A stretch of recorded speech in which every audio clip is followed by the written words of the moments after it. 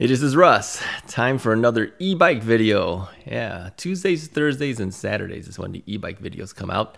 Mondays when we talk about my health updates. You know, usually I have to give you a little bit of health update even on an e-bike video because you got to know the background of where I'm coming from, right? So yeah, health is doing okay. Yeah, I'm doing okay. Still taking my pills. They've doubled up my blood pressure pills. So they doubled up my diabetes pills already. So that's been helping. I'll give you guys more information on Monday about how that's doing. But yeah, the blood pressure medication has been doubled up as well. So there you go. I'll give you updates on Monday. Okay. So today for our e-bike video, I was thinking a little bit about what we needed to talk about today. And I have to tell you, in my area, weather has been, I wouldn't say bike friendly yet, but getting there. Yeah, we're in the mid 30s and the like. So sometimes we maybe even touch into the 40s. So I think little by little, we're heading closer towards maybe the possibility of a bike ride down the road. So I told you before that 50 degrees is my absolute bottom. I can't go any lower than that because the wind chill kind of gets to me. And so, yeah, I saw on the weather update that not this Friday, but the following Friday may actually hit 51. Now, I don't know if that's a fluke or whether that's going to stay in that area. But, I mean, we haven't even hit February. What is today I'm recording? I'm hitting. This is January 31st that I'm recording this. You'll see this thing the next day, February 1st. So we haven't even really gone into February. So really, I'm thinking it's probably not going to stick around at 51 degrees. All right. It's probably just a one-off type of thing. We'll be coming back down. You know, in the Chicago area, we usually get our heavy snows on January and February. So yeah, don't be too hopeful. But because of the weather, I had to go and take a look at all the bikes that I have, right? Now, you know that I keep most of my bikes in my living room to the dismay of my wife. I don't know where to put them, quite frankly. So I was looking at them. I was going, are these bikes ready to go if I needed to go? And the answer is no, of course not. Batteries are down. You know, I try to keep them down to the 70% level. And by the way, it might be a good idea to double check your batteries again. See what levels they're at this point. And if it's lower than the 70% level, yeah, you might want to top it off a little bit. Yeah. So I got to do that as well. I got to check all the bikes, see how they're going. Now, the bikes that are sitting inside the garage, all of those batteries are off the bike. So there's no way to drain those batteries on self-discharge on the bike. Because I don't leave them out there. It's too cold. Yeah. But in the house, a lot of times I do leave those batteries on those bikes because they're inside. But still, like I said before, some bikes do seem to do a self-drain. So they kind of drain your battery a little bit. Now, some bikes I can't get the battery off. Like for instance, the electric bike company, those batteries are pretty much on there, all right? I can't get them off of there. I'd have to do some major surgery if I wanted to do that. They built it essentially into the bike. So those bikes, it's going to stay there, but you can double check it and then top it off as you need it. Now, I took a look at the tires too. I says, how are the tire pressures going? You know, bike tires do kind of drop a little bit. Yeah, over time it does. I mean, that's normal, okay? Don't think, oh, something's wrong, I've got a leak. No, you don't. Okay, technically you do, but they all do, okay? So in time, you will need to put some air pressure in there. I don't worry too much about that. I can do that even on the day of, you know, when I'm ready to take a bike out, I can just pump in some air. And by the way, if you don't have an automatic pump and you're hand pumping this thing, get yourself an automatic pump. Don't sit there and, you know, if you got a, you know, like a 26 by 4 inch fat tire, you don't want to sit there hand pumping it. I mean, you could, I mean, but if you want the exercise, but get yourself an automatic pump. I have, you know, affiliate links in the description of all my videos. And again, you could always go to RUSSISRIGHT.com, which will give you a redirect to the RUSSISRIGHT.blogspot.com. And in there is the same thing. There's the links to all of the things that I have for accessories that I personally have used or at least recommend, okay? So take a look at those things. Get yourself a pump. A lot of you guys I know have purchased my recommendation of an air pump. It's just on Amazon. You know, what does that thing cost? I don't know, $35 to $50, depending on which brand you buy. The one that I tend to use a lot is a little bit smaller than some others. I also have a Himiway one too. Himiway gave me one as well, and I've used that quite a bit too. The only thing with the Himiway one, it is a little larger, physically a little bit longer and larger. So bringing that with me is kind of more of a pain. So I usually bring the smaller one that's recommended. Can't remember nobody could say the name of that brand. It's the way it's spelled. I mean, you don't even know how the proper pronunciation is. But anyway, I use the smaller one with me. But if I'm at home and I need to quickly pump up a tire, I usually use the Himiway one. Yeah, check the Himiway zone. What do they call it? The Himi zone, I think, on Amazon. They have a lot of accessories and stuff in there. And check some of the other companies too. They have accessories too. Magicycle has a lot of accessories you can buy too. But the one I've used the most really is the one I got on Amazon. So check it out. Get yourself a pump, okay? So what else? I took a look at the chains, and of course, you know, I typically try to lube the chain up, keep it lubed up most of the time. But I think usually by the time springtime comes and I'm ready to ride again, I'm gonna put a little bit more lube on the chain. So what I do is I wipe it down. I mean, you can get yourself one of those chain cleaners. Yeah, kind of costly. Just get an old rag, wipe it down, okay, and then re-lube it. Yeah. And then, you know, just rotate the crank a little bit, you know, on the pedals, and, you know, lift the tire up and rotate it a little bit. Put some chain lube on there. I use the dry lubricant stuff. So, anyways, that stuff is also inside the links for the affiliate links. Either check any of the videos I have, look at the description, or if you want a full complete list, again, go to RUSSISRIGHT.com. You'll see there's a list there. Okay. Anyway. So then I was thinking about, you know, I still have all these bikes. I got a number of people who had picked up bikes just before the end of the year from me, just to help me clear my inventory a little bit. And of course, new bikes are coming out now too, you know, even from some of our established companies. And so I keep thinking, should I sell off some of the other bikes in getting ready for the new bikes coming, or have they kept those bikes in the line and you know, should I keep those? So there's certain bikes I've kept, obviously, even though, you know, prices have come down. I know some of them have even, you know, I think they probably even discontinued some of the bikes, but some of them I just keep. And I keep thinking, why did I keep these bikes and not the other bikes? So I think a lot of it is construction. Some of it, the construction of some of the bikes are really good. And it's kind of hard to just let it go, you know, because you don't even know what the next year is going to be. Is it going to be just as good? Is it going to be, you know, not made to the same standard? What's the deal with the next year? But of course, the longer you hold it, of course, the values drop on the older models, and then you have to sell it for a lower price. I mean, you have to kind of look at it that way too. It's like resale values, right? So, but again, in my case, I like riding the various bikes because that gives us some variety for the videos.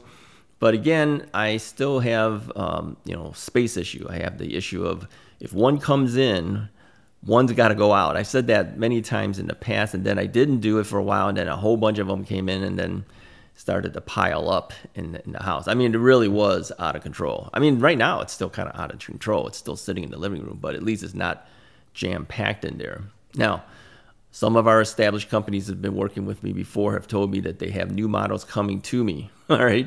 So I have to get ready for those, and I keep thinking, okay, is it time to release some of the others from their brands, or do I hang on to them? I don't know. You know, the same thing just like you guys. I don't know whether, you know, they're going to remove them from the line, or whether it's going to be just a lower price and stay within the line. I have no idea. So so I've decided to sell some, you know, last year, and this year I don't know. I don't really know yet. And I really hate to give up the ones that I have. The ones that I have now and I've kept, I kind of really like. All right. Now, people have asked me before, which ones have you kept?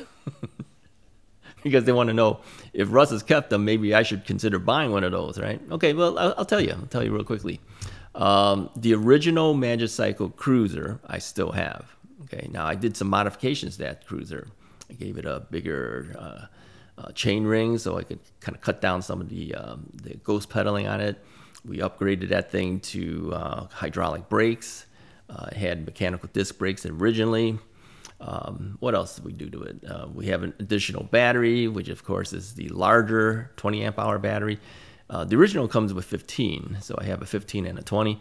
You know, I got baskets on it. I got a lot of stuff on it. So it's the original bike. I've kept it because I really like it. So that one's still there. I have 3 Jaguar Rundies from Magicycle. 2 of them, you know, one's for Mrs. Wright, one's for myself. You know, when we go places and we, you know, just want to take a lighter weight, easier to travel bike with us, we take those 2. And then I also have one of the 48, that was a 52 volt Jaguar Rundies, and I have one of the 48 volt Jaguar Rundies, which is the current model. And I have an extra battery for all of those. Okay, so we have 3 Jaguar Rundies currently. I may let go of one of them. I'm not sure what I'm going to do. I think if I were to let one go, it'd probably be the 48 volt version. And the reason is because, you know, if we have two 52 volt versions, we can swap batteries back and forth if I need another battery, that type of thing. I use up batteries faster than Mrs. Wright, as you know. She pedals nonstop. I tend to throttle, plus I'm heavier, so that eats into your range. So, which of course will be interesting this year because I'm losing weight. Yeah, I'm losing. As of this morning, I was down almost 22 pounds at this point. Can you see it in the face? I don't know. So the range should be better this year because I don't weigh as much, so it won't be that much effort for the bike to move me. Okay, let's see, what else do we have? I have the Velotric T1. Okay, no reason I still have that is because it's got some issues at this point. It doesn't, you know, you have to use an app to unlock the bike. Well, the app doesn't seem to work very well, so you can't unlock the bike. So that bike may be down forever. I don't know. So that just kind of sits in the garage at this point. I really can't do anything with it. That's the only one that has the battery still in the bike as I leave it in the garage. But I need space in the house, and it is a thin bike, so I can stick it in the garage easily. So if it kills the battery, so be it. That's the end of that bike then. I don't know what else to say with it. I mean, I don't want to sell it if I can't, you know, get the app to work properly, and so it just sits. So, all right, so that's still there. I'm thinking in my brain what's still in the house and stuff. Okay, so the new Engwe X26 I have. The Engwe, what is the other one? I don't remember these models. This is the memory problem I have, right? What is it? Is it the X24? I don't know what's it called. E26 and the X24. I have those. Okay, that's from Engwe. Let's see, I have the Deer. Magicycle 26-inch Deer. I have the 20-inch Deer as well. Okay, that's a step-through version. 26-inch is a step-over version. That's the green bike, right? I still have the Pedigo bike. That's Pedigo Avenue. I still have the Himiway Zebra. I have the Himiway Rambler. I don't know what they call it. Is that the Advanced or whatever? The one with the mid-drive. I have 2 Himiways. I have the Electric Bike Company Model S that was custom made for me and painted and all sorts of stuff on it. What else do I still have? I'm trying to think. I'm missing some. I can't recall what I'm missing. Anyways, I still have about 13 bikes. Right, the other bikes were all kind of sold off. Okay, so anyway, that doesn't mean that the ones I sold off that I don't like them, but I just have to clear space. I mean, it's just to the point where I just got to do it. Now, you probably noticed that, you know, the ones I have a lot of is the Magicycle, and that's because it's basically the first company I've worked with, and I've always liked their bikes. I have a couple of Himiways too. I like those bikes too. I used to have Rad. What else did I have at one time? I had the Rad bike, the Rad Rover 5. That's the one I purchased. We've had the Me bike. Yeah, we had the Me bike. What else did we have? We had the Van Powers bike. What else? We had, just off the top of my head, I'm missing a lot of them. The Troxus Lynx. Is that the Lynx? I think that's what it's called. I had that. What else do we had? We had the High Peak. High Peak. I'm trying to remember these brands. But again, there's nothing wrong with these bikes. It's just that, you know, I have to clear space. And so I decided to keep the ones that I would probably ride the most. And so some of them have maintained inside the fleet that I keep. So those are the bikes I looked at, and they're all doing pretty well just sitting there, okay?